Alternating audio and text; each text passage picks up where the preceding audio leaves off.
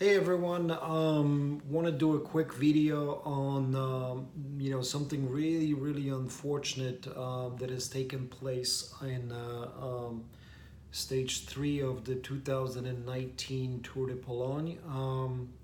It's been a while since I've wanted to make this video, and I was debating if to make it at all out of the way to kind of remember Bjorg, Lambrecht's passing.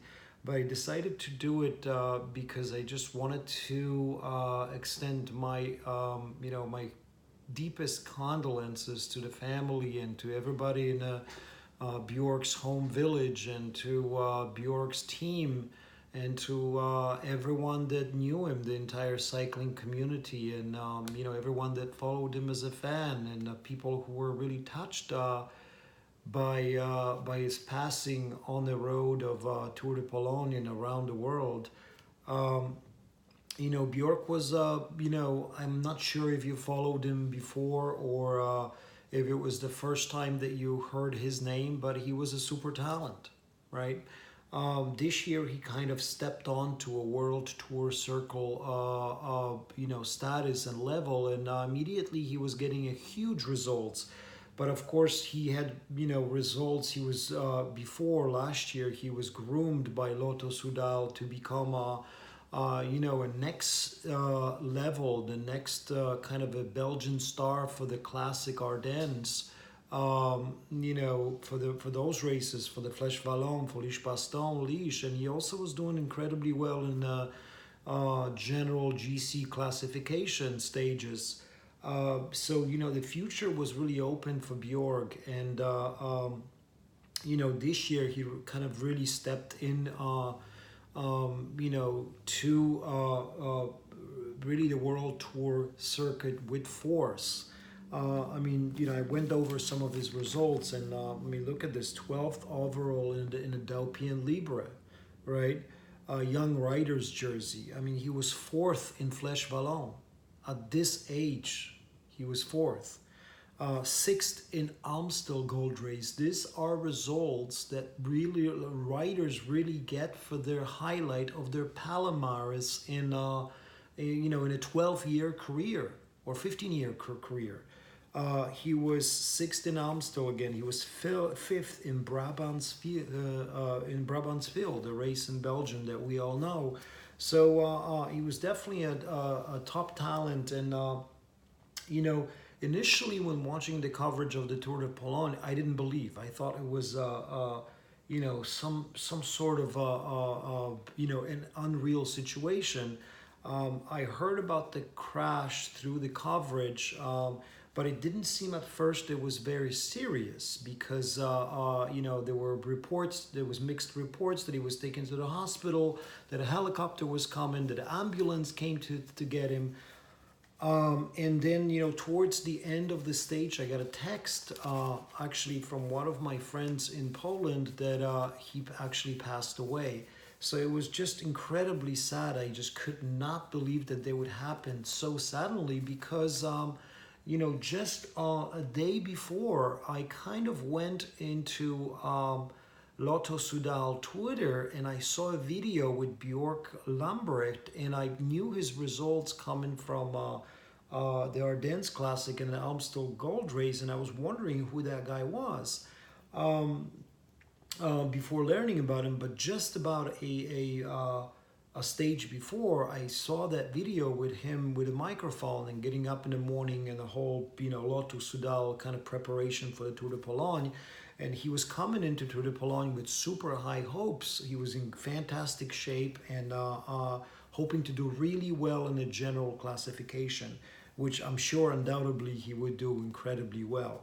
I kind of went, I kind of wanted to like clear some misconception about the road condition, about what really happened, because there's a lot of conflicting reports out there. But first, I just wanted to kind of thank the Tour de Pologne for doing a wonderful job. Mr. Lang did a wonderful job with commemorating Bjork's through the neutralization of the stage four in a beautiful kind of display with, that final banner when they kind of stood at the finish at number 143 that was painted on top of the climb, and the entire team came out and kind of not only the team but also the souvenirs, the team directors, the sportive directors, and everybody from Lotto kind of came together, and everybody was hugging and kind of like remembering Bjorg. And that happened twice during that stage, and it was really, really heartwarming to see, all the people on the road, ordinary people, came out with flowers, and came out with, banners of some sorts or signs of some sorts commemorating Bjorg. But the finale of stage 4 that was neutralized was some of the more powerful images in cycling, and certainly it touched kind of everyone around the world. I mean, it's just a complete shock to me that something like this could happen again and again. So clearing up some of misinformation, I actually found a picture of the exact place of Bjork's passing. And what really, the road condition is, really, really good. The road was actually laid out about a year ago, and it's a flat road. There is no turns. I'm actually looking at the picture right now. And to the left side of a flat road, there's a drain, right?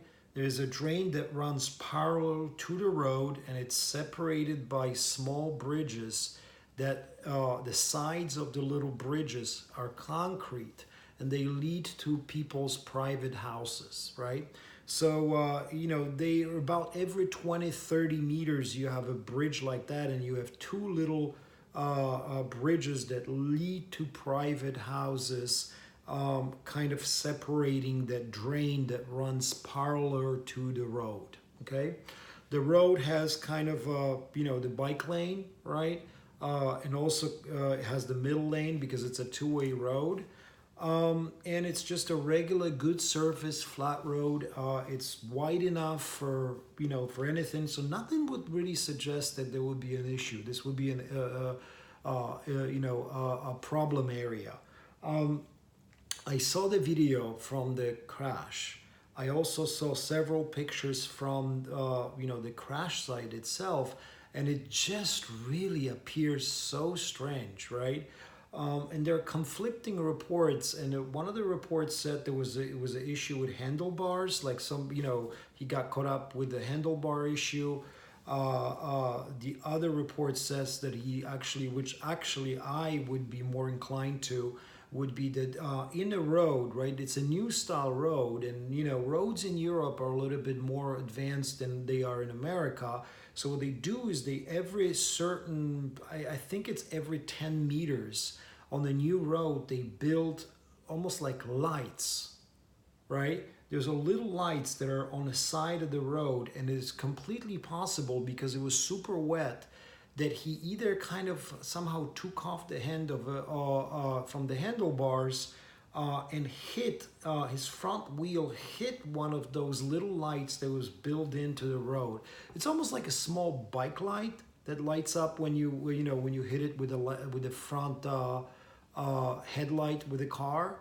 So those are on the sides, and it's possible that it slipped on that, and he kind of lost control of the bike. The speed was pretty high, it was wet, and went into the drain itself.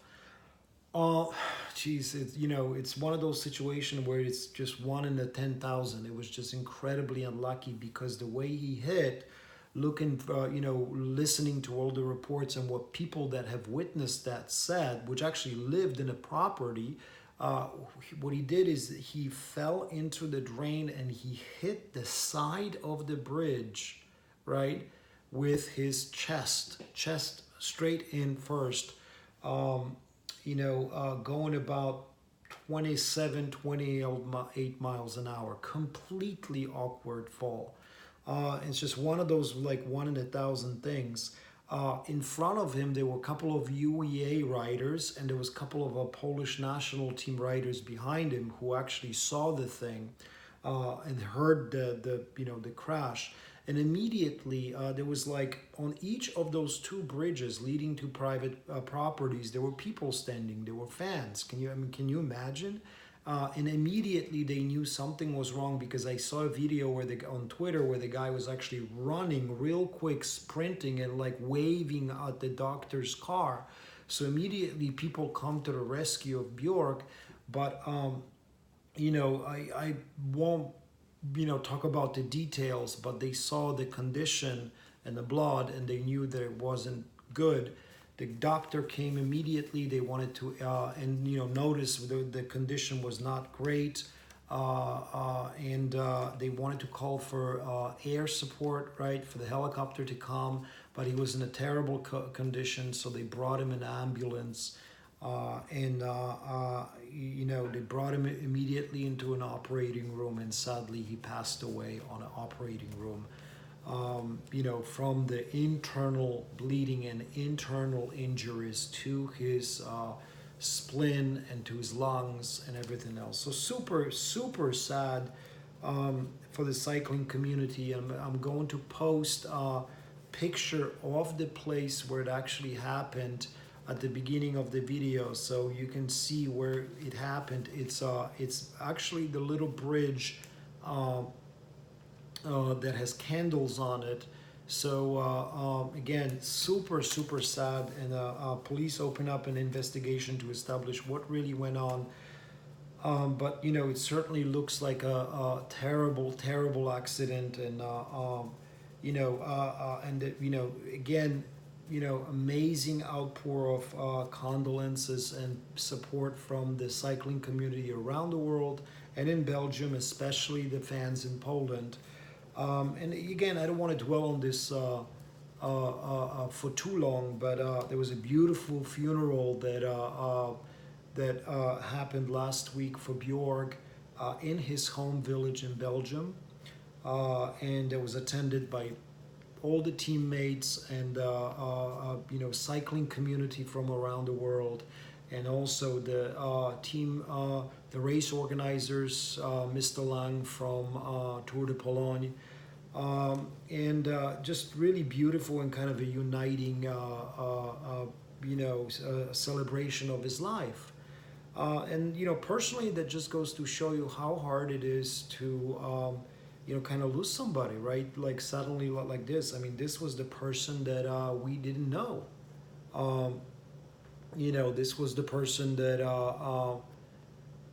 most of us did not know personally. We just knew him through races, and perhaps for some of us it was knowing his name for the first time, but it really kind of personally touched me, right? I knew his name before, and it just that video, I kind of have his image in front of my head now every time that I ride.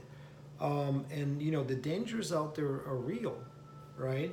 Whether you're in a super fast professional race or you're on an amateur circuit, or you're just simply riding around for your shape like me, the danger, as you know, are very real out there. There's a lot of crazy drivers out there.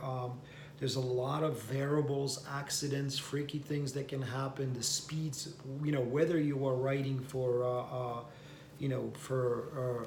your health to get in shape, or you're an amateur racer, or you're dreaming of a professional career, you know how the speeds are, and you know how dangerous the roads can be. So really, it's it's just a reminder of how careful we need to be, when riding a bike, and really, step off. Step off if something like that happens. If there's a bad road, if it's raining, or anything like this, don't go crazy. And again, stage 4 was neutralized, and it was an incredibly beautiful, kind of images coming out of Poland, out of that final climb to Kościerz, where there was a number 143 written on the top climb, and all the team came together, and there was kind of a moment of silence between the fans and the team, and the organizers, and I thought this was just a really beautiful kind of a moment for the entire cycling community, right? The fans and the riders and the teams and the team directors really make this race, right? The organizers, and it's really one of the few sports around the world that you get this close to the action. And when you get this close to the riders, I mean, fans and the riders kind of experienced, like something amazing here in commemorating Bjorg. So again, thank you to the organizers to really doing a good job and really showing really professionalism and a class, right? A class of the people out there.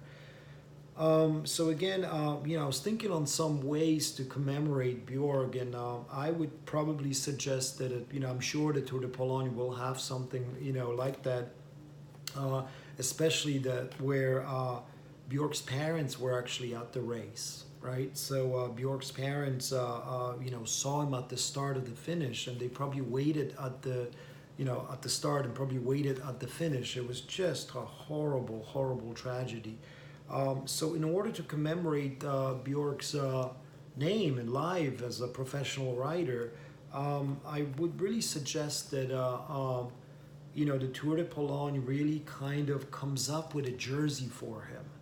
Okay, maybe the mountain jersey, since he was more of a climber, not a sprinter, and maybe a classification for him, right?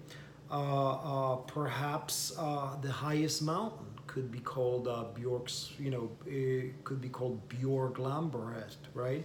Perhaps a polka dot jersey could be changed to a jersey that would have his face on it, right? Perhaps the most aggressive or the youngest rider could be, a classification could be commemorated with his name. Whatever it is, I think the next year is going to be pretty special for the Tour de Pologne in terms of commemorating Bjorg again. Geez, I mean, I'm still kind of shocked with the whole thing because just riding around, even today, went out for a ride and I thought about Bjorg. I thought about his death, and I thought about how it affected his teammates and how it affected his family. So, geez, needless to say, deepest condolences to everybody that knew him, his family, his girlfriend, not even sure if he had one, but to his close ones, I'm sure the grieving, will not end in a while, but, the cycling community, I'm sure, will not forget forever and will be with you to see Bjorg again one day. Just out of my personal deepest feelings and my deepest condolences out of the bottom of my heart to everyone that knew Bjorg and to his family. Okay, thank you.